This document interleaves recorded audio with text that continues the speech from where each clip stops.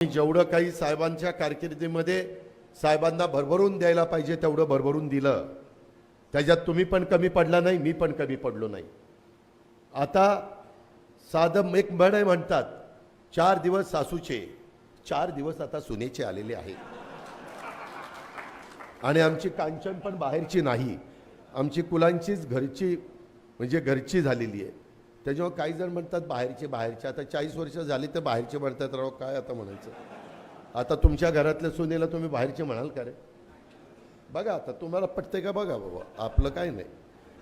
हे जे काही चाललेलं आहे, अरे निवडणुकीचं बोला ना, विकासाचं बोला ना, कुठं काही आम्ही कमी पडलो तर ते सांगा ना। भावनिक कशाला मुद्दा करताय? आज सगळे तुमच्या घरात पण एखादी व्यक्ती वयस्कर झाल्यावर पोराच्या हातात देते ना धंदा, का नाही देत? मग द्या ना आमच्या हातात। नाही मी खोटं नाही बोलत, मी खरंच सांगतोय। कारण काही जण भावनिक करतात, भावनिक मुद्दा नाहीये हा, तुमच्या पुढच्या पिढीच्या भवितव्याचा प्रश्न आहे। उद्याच्याला केंद्रामध्ये मोदी साहेब असतील आणि जर टाटानी नाही ऐकलं, एक मोदी साहेबांचा फोन किंवा अमित भाईंचा फोन गेला की टाटा सरळ होईल। नाही नाही सर सर देतो सर देतो सर देतो, जी सर असं असतं। सोनारांचं कान टोचायचे असतात, कुणी कान टोचले की दुखतंय, लय दुखतंय स्वराने। हा तेच मी म्हणतोय, म्हणून तर गाड्या आठव।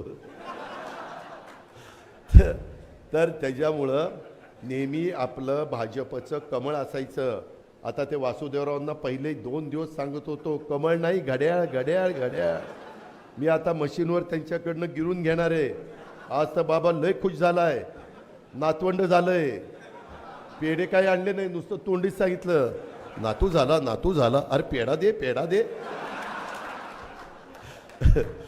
तर अशा पद्धतीनं एकंदरीत हे सगळं चाललेलं आहे। माझं मी थोडंसं हलकं फुलकं राहावं म्हणून हे बोलतोय, परंतु मित्रांनो मी फार सिरियस आहे, राहुल पण फार सिरियस आहे। आपल्या दौंड तालुक्याने बाकीच्यांनी हवेलीनी हे आपलं कायमचं दुखणं दूर करायचं झालं तर केंद्रात ज्या विचाराचं सरकार आहे त्याच विचाराचं सरकार राज्यात आणावं लागेल, त्याच विचाराचा आमदार राज्यात आणावं लागेल, त्याच विचाराचा खासदार आपल्याला त्या ठिकाणी द्यावा लागेल। ह्या संदर्भामध्ये आपल्याला आपला फायदा उठवायचा आहे। मागं जे काही झालं गेलं, गंगेला मिळालं। किती उकिरडा उकरत बसला तरी त्याच्यातनं कचराच बाहेर निघणार आहे। आपण शब्दाचे पक्के आहोत। त्याच्यामध्ये मागं वेगवेगळ्या काळामध्ये वेगवेगळ्या घटना घडल्यात, त्याचा मी पण साक्षीदार आहे। परंतु इथून पुढच्या काळामध्ये आपण एक समंजस भूमिका घेऊन भारताचा सर्वांगीण विकास, महाराष्ट्राचा सर्वांगीण विकास, माझ्या दौंड तालुक्याचा सर्वांगीण विकास हे ध्येय डोळ्यासमोर ठेवून आपण त्या ठिकाणी पुढे जाण्याचा निर्णय घेतलाय। त्याला कुठेही दृष्ट लागून देऊ नका, हलक्या कानाचं राहून देऊ नका। तो करतोय तर मी काय करायचं, मग मी करतोय तो लक्ष देत नाही, असं एकमेकावर ढकलू नका। ह्याच्यातनं राहुलची देवेंद्रजींच्याकडं वर पक्षाकडं विश्वासार्हता कमी पडून देऊ नका। मी देखील त्या संदर्भामध्ये सगळ्या गोष्टी तुमच्याकरता करायला तयार आहोत। मला आता 7-7 वेळेचा आमदारकीचा अनुभव आहे। कामं कशा पद्धतीनं मंजूर करून घ्यायची, निधी केंद्रातनं कसा आणायचा, आपले महत्त्वाचे प्रश्न मार्गी लावण्याच्या करता कुठं पाठपुरावा करायचा आणि कशा पद्धतीनं आपल्या लोकांना त्याच्यातनं मदत करायची, ह्या सगळ्या गोष्टीचं ज्ञान आम्ही सगळ्यांनी आत्मसात त्या ठिकाणी केलेलं आहे। मागं जे खासदार गेले ते विरोधी पक्षाचे असल्यामुळं त्यांना भाषणं केल्याशिवाय दुसरं काही गत्यंतर नव्हतं। भाषणं करून तुमची पोटं भरणार नाहीत, भाषणं करून तुमच्या इथल्या बेरोजगारांना रोजगार मिळणार नाही, भाषणं करून इथं आर्थिक संपन्नता येणार नाही, भाषणं नुसती करून आपले फ्लायओव्हरचे प्रश्न, आपले रोडचे प्रश्न, आपले शेतीच्या पाण्याचे प्रश्न, आपले पिण्याच्या पाण्याचे प्रश्न हे सुटू शकणार नाही। त्याकरता आपल्याला मोदी साहेबांच्या विचाराचा महायुतीचा उमेदवार हेच आपल्याला निवडून त्या ठिकाणी द्यायचे। 29 तारखेला मात्र सभेला अवश्य येण्याचं त्या बाबतीमध्ये काम आपण सगळ्यांनी करावं। आणि मी एवढंच सांगतो की जे काही आत्ता ठरलेलं आहे ह्यामध्ये मी तुम्हाला किंवा राहुलला कुठंही वाऱ्यावर सोडणार नाही, हा माझा तुम्हाला शब्द आहे. आणि त्या पद्धतीनं माझ्याकडनं घडेल. मला उद्याच्याला सगळ्यांनाच बरोबर घेऊन जायचं आहे. शेवटी आपला विकास झाला पाहिजे, ही गोष्ट आपण सगळ्यांनी लक्षात घ्या. भावनिक होऊ नका.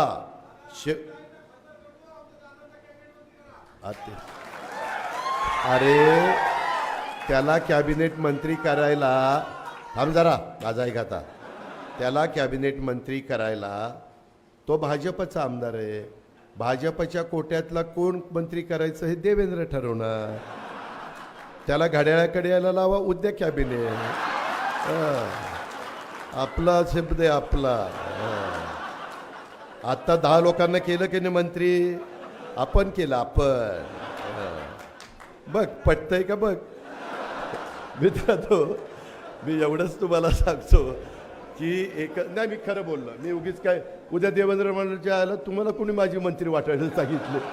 तुम्ही काय प्रसाद वाटत चालला का काय. एकनाथराव शिंदे त्यांचे मंत्री करणार, मोदी देवेंद्रजी त्यांचे मंत्री करणार, मी राष्ट्रवादीचे करणार. मी फार तर देवेंद्रला सांगेल, देवेंद्र बाबा ही पोरगा लय चांगला आहे, लय चांगला आहे. तुमच्या ग्रामीण भागामध्ये भाजपही वाढवेल. आता ग्रामीण भागात जरी भाजप वासुदेवराव जिल्हाध्यक्ष असले तरी एकच आमदार भाजपचा आहे. उद्याच्याला त्याला मंत्री केलं तर आणखीन आमदार वाढतील, राष्ट्रवादीचे कमी न होता. मित्रांनो, आम्हाला जायचं आहे आता, 6 वाजून गेले. पण मी एवढंच तुम्हाला सांगतो, मी हे जे काही बोललो आहे ह्याच्यातला गमतीचा भाग काढून द्या, परंतु बाकीचं मी सिरियसली बोललेलो आहे. आपल्याला पाण्याशिवाय गत्यंतर नाही. तुमच्या माझ्या शेतकऱ्याच्या अंगामध्ये पाणी आहे, परंतु त्याच्या शिवारात पाणी दिल्याशिवाय, त्याच्या विहिरीत पाणी दिल्याशिवाय, त्याच्या कॅनॉलला पाणी दिल्याशिवाय, त्याच्या पाईपलाईनला पाणी दिल्याशिवाय तो बिचारा काही करू शकत नाही. आणि ते करण्याच्या करता आपल्याला एक सुवर्ण संधी साधून आलेली आहे. आम्ही सगळेजण एका जीवानी ह्या बाबतीमध्ये कामाला लागलेलो आहे. त्याचा पुरेपूर फायदा हा माझ्या दौंड विधानसभा मतदारसंघातल्या तमाम जनतेने उठवावा, हीच आग्रहाची, नम्रतेची, कळकळीची विनंती करतो आणि आपल्या सगळ्यांची रजा घेतो. जय हिंद. धन्यवाद दादा.